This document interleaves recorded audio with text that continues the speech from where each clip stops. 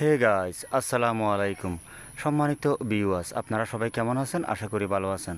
সম্মানিত ভিউয়ার্স, এই যে আপনারা ফ্লাওয়ারিংটা দেখতেছেন, আপনারা কি জানেন এটা কোন ফলের ফ্লাওয়ারিং? হ্যাঁ, যারা জানেন তারা কিন্তু অল্পতেই বুঝে গিয়েছেন, তবুও আমি বলে দিচ্ছি। এগুলো হচ্ছে কি আঙ্গুর, কিন্তু আঙ্গুর তো অনেক রকমের আছে, শুধু আঙ্গুর বললেই তো হয় না।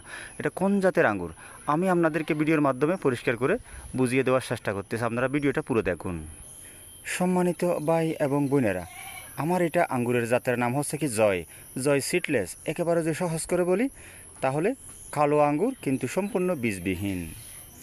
সম্মানিত যারা এই ভিডিও দেখতেছেন, আমি এই চারাটা কিনেছি বৈশাখীর পরে পরে, তারপরে কিন্তু দ্রুত আমি এটা মাটিতে রোপণ করে দিয়েছি পর্যাপ্ত পরিমাণে জৈব ফার্টিলাইজার ইউজ করে। সম্মানিত ভিউয়ার্স, দেখেন আপনারা গোড়া দেখেই বুঝতে পারতেছেন এটা হচ্ছে কি বাঁশ আর এটা হচ্ছে কি আঙ্গুরের গোড়া অর্থাৎ কাণ্ড। সম্মানিত ভিউয়ার্স, দেখেন কত সুন্দর গ্রোথ হয়েছে।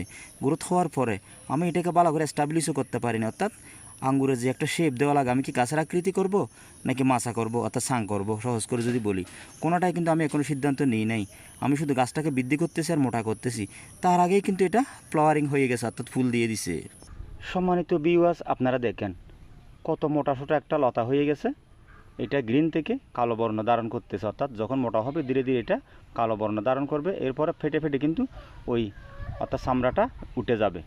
সেজন্য সম্মানিত বুয়াস, আমি বরাবর একটা কথা বলি, ভালো জাত ভালো যত্ন, তাহলে মিলবে রত্ন। আজকে যদি এতে জয় সিডলেস না হতো তাহলে কিন্তু এত সুন্দর গ্রোথ হতো না এবং এত তাড়াতাড়ি আমি ফুলের দেখাও পেতাম না। সম্মানিত ভিউয়ার্স, আপনারা দেখেন শুধু কোনো একটা জিনিস চারা কিনে মাটিকে লাগাই দিলেই কিন্তু হয় না, পর্যাপ্ত পরিমাণে কেয়ার করা লাগে।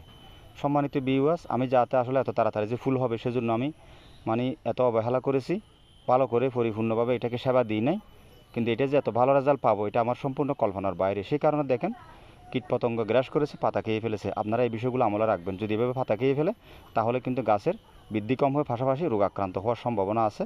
এই বিষয়টা যদি আপনি মেনটেন করতে পারেন তাহলে সফলভাবে আপনি কি দ্রুত আঙ্গুর খেতে পারবেন। বাগান করতে হবে এমন কোনো কথা নেই, ব্যক্তি পর্যায়ে লাগাবেন এবং বাজার থেকে আঙ্গুর কিনে খাবেন না, নিজের হাতে গাছ চারা লাগিয়ে গাছ বানিয়ে আঙ্গুর খাবেন। আশা করি বুঝাইতে পেরেছি।